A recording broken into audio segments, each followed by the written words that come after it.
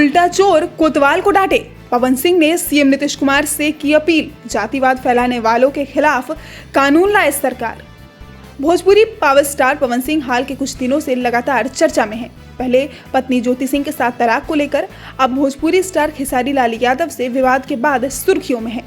बता दें कि कुछ दिन पहले पवन सिंह से विवाद के बाद खेसारी लाल यादव ने मुख्यमंत्री नीतीश कुमार से गुहार लगाई थी कि मेरे परिवार को कुछ लोगों से खतरा है।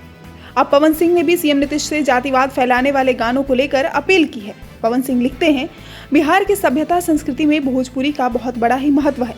अब गीत संगीत के माध्यम से जिस तरह जातिवाद का जहर बोया जा रहा है, उस पे अंकुश लगना चाहिए, नहीं तो बिहार की प्रतिष्ठा न धार्मिक स्तर पर, न सामाजिक स्तर पर और न ही राजनीतिक स्तर पर बचाया जा सकता है।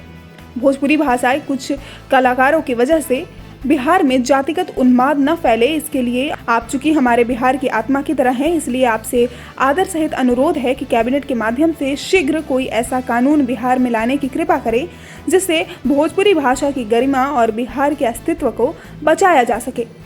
माने तो लोगों का कहना है कि सबसे पहले पवन सिंह ने ही जातिवाद पर गाने गाए थे, जिसका नाम था बबुआन पर मरेली, नजर मिलाओ बबुआन से इत्यादि गाने थे। भोजपुर न्यूज के लिए आरा से तारकेश्वर प्रसाद की रिपोर्ट।